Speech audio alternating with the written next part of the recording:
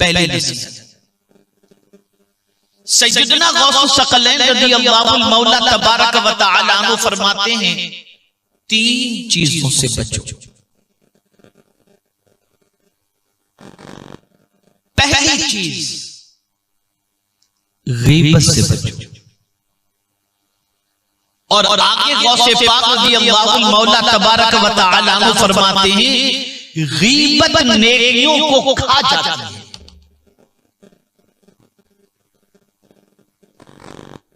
पीठ पीछे किसी की बुराई करना, यह है गीबत।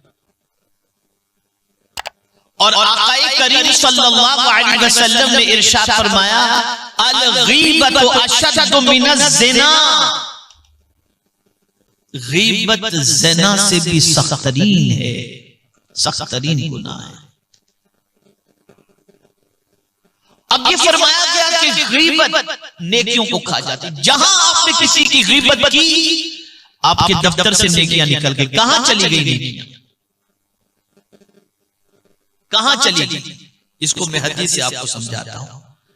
आक़ाए करीम सल्लल्लाहु अलैहि वसल्लम ने सहाबा से फरमाया, तुम जानते हो कि मुफलिस कौन है? आज भी अगर किसी से पूछा जाए कि मुफलिस कौन है, तो आदमी जवाब देगा, जिसके पास पैसा कौड़ी ना हो वो मुफलिस है। सहाबा से पूछा गया, आक़ाए करीम सल्लल्लाहु अलैहि वसल्लम ने फरमाया, मुफलिस कौन है? तो सहाबा ने भी अर्ज़ किया, जिसके पास दिरहम और दीनार ना हो मुफलिस है। तो सरकार सल्लल्लाहु अलैहि वसल्लम ने फरमाया, सुनो मुफलिस कौन है। इरशाद फरमाते हैं आक़ाए करीम सल्लल्लाहु अलैहि वसल्लम, जिसका मफ़हूम है मुफलिस वो है जिसने दुनिया में बहुत नेकी की, नमाज, रोजा, हज, ज़कात सब कुछ किया, लेकिन क़यामत में जब वो अल्लाह की बारगाह में हाजिर होगा तो उसके दफ्तर से सब खत्म हो चुका। वो मुफलिस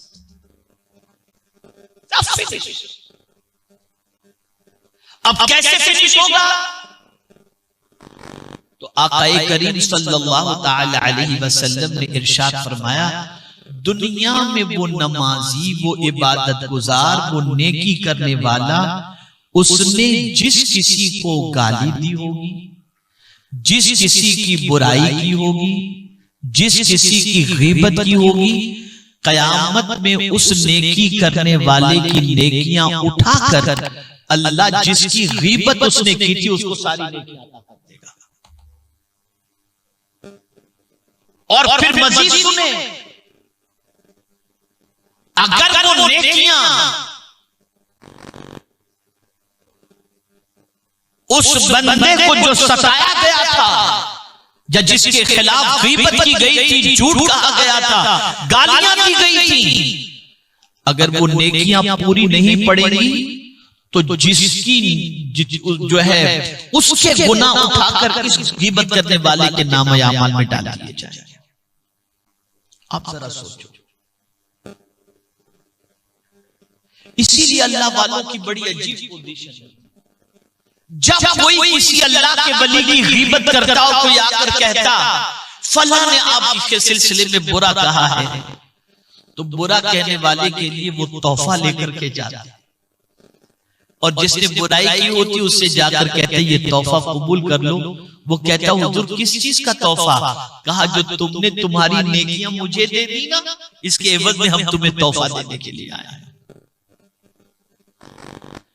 और आज मैं पूछना चाहता हूं, वो कौन सी नशिश है जहां पर गीबत नहीं होती?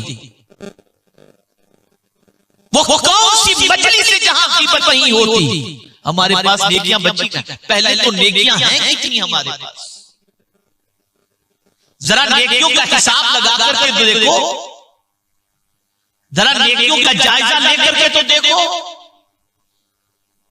तो हमारे दफ्तर में नेकियां तो है नहीं, और है भी तो एक मजलिस ही में जिंदगी की सारी नेकियां खत्म हो जाती।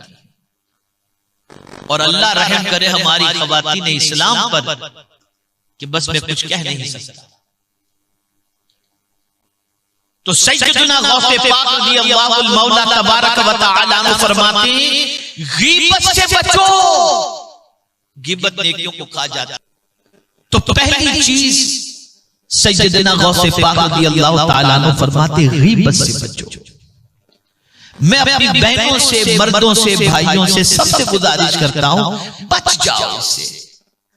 ज़बान को कंट्रोल कर लो, हजार ज़बान को लज्जत मिलने वाली हो, कंट्रोल कर लो।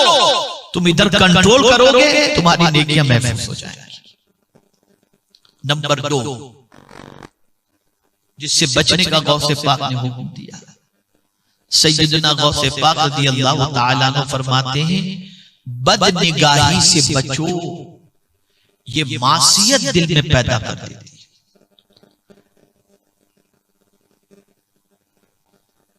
न लड़के लड़कियों को ताक झांक करें, न लड़कियां लड़कों को ताक झांक करें। ये बुरी निगाह, शहवत वाली निगाह। गौसे पाक रज़ियल्लाहु तआला ने फरमाते इससे बचो, इसलिए कि ये दिल के अंदर गुनाह के जज्बात पैदा करते हैं। आज सिर्फ वही देखा जाता है जिससे गुनाह के जज्बात बढ़ गए।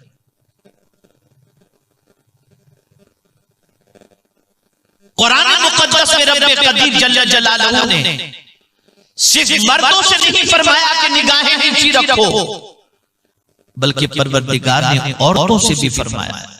रब्बे कदीर जल्ल जलालहू ने मर्दों से फरमाया कुल लिल मुमिनीन यगुद्दू मिन अबसारिहिम, और खवातीन से फरमाया, मोमिनात से फरमाया कुल लिल मुमिनाति यगुद्दून मिन अबसारिहिन।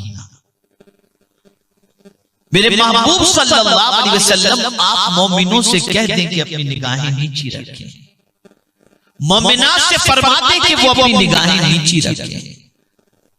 आज तो ताक झांक के अलावा कुछ नहीं। ये जो पूरा मुआशरा गंदगी की बदबू से परेशान कर रहा है, उसकी पहली वजह है निगाहों का आवारा हो जाना।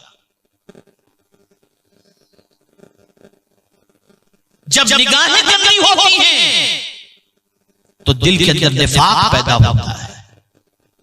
बुरी निगाह की बुनियाद पर इंसान के कल्ब के अंदर, इंसान के दिल के अंदर गुनाहों के जज्बात जन्म लेने लगते हैं। निगाहों की हिफाजत करो। और ये भी इरशाद समात कर लें, अगर आपकी निगाह अचानक में उठी और किसी लड़की पर पड़ गई या किसी लड़की की निगाह किसी लड़के पर पड़ गई और उसने अल्लाह के डर से निगाह को झुका लिया, अल्लाह उसके दिल में नूर पैदा कर और उसके दिल को सुकून से भर दे। ये बेकरारी, ये बेचैनी, ये इज़्तिराब, ये सुकून का खत्म हो जाना, इसमें सबसे बड़ा दखल बड़ी बदनिगाही का है।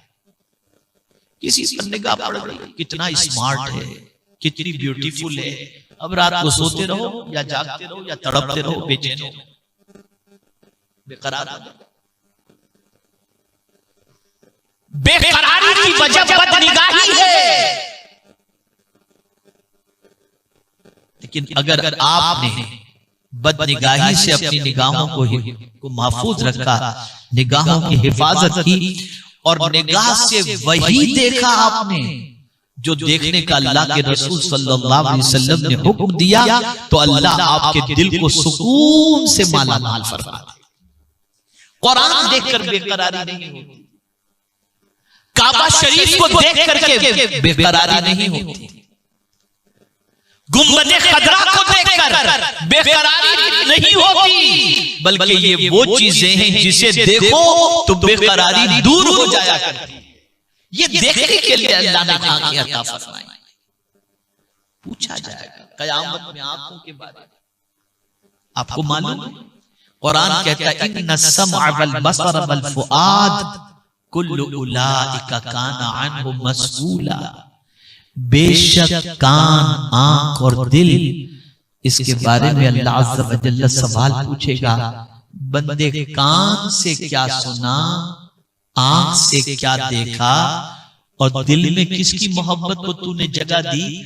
इसलिए कि ये वो नेमतें हैं जो कोई दूसरा दे ही नहीं सकता मेरे अलावा, अल्लाह के अलावा कोई नहीं दे सकता। इन आंखों के बारे में सवाल होगा, क्या देखा इन आंखों से। तो सैयदना गौसे पाक रज़ियल्लाहु मौला तबारक व तआला फरमाते हैं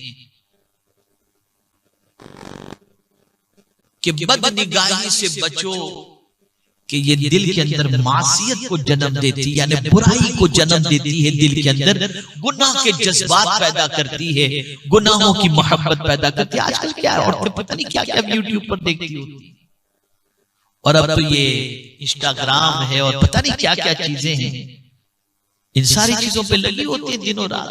वो क्या क्या देख रही होती है, और लड़के क्या क्या देख रहे होते हैं। अल्लाह की खैर फरमाए। कहां से सुकून मिलेगा, कहां से इत्मीनान मिलेगा। बदनिगाही से बचो। और तीसरी बात गौसे पाक रज़ियल्लाहु ताला अन्हु ने फरमाया, तीन चीजों से बचने का हुक्म दिया। तीसरी बात गौसे पाक रज़ियल्लाहु ताला अन्हु ने फरमाई, झूठी कसम खाने से बचो, इसलिए कि इससे माल में से बरकत खत्म हो जाती है। आज का ताजिर कहता है, ईमान से मैं कह रहा हूं, ये मेरे इतने भाव के अंदर ये चीज बरकत खत्म। आकाए करीम सल्लल्लाहु अलैहि वसल्लम फरमाते हैं, झूठ बोलने से माल तो बिक जाएगा लेकिन बरकत खत्म हो जाएगी। अब बरकत खत्म हो। अभी परसों मेरी यूके में बात हो रही थी साथी से, आप में से तो सब तकरीबन यूके वालों से सबके रिश्ते हैं, जानते हैं आप। जरा पूछ लीजिए इलेक्ट्रिसिटी की इस वक्त सिचुएशन क्या है। जिनका महीने का इलेक्ट्रिक बिल 200 पाउंड आता था, उनका 1000 पाउंड हो गया। जो कारोबारी लोग, सब चीजों का रेट बरकत खत्म। यहां भी यही हाल है। अब तो अगर कोई सच बोले तो आदमी सोचता है, ऐसे भी लोग आज के दौर के अंदर मौजूद हैं। ये सिचुएशन है। तो सैयदना गौसे पाक रज़ियल्लाहु ताला अन्हु फरमाते, झूठी कसम से बचो।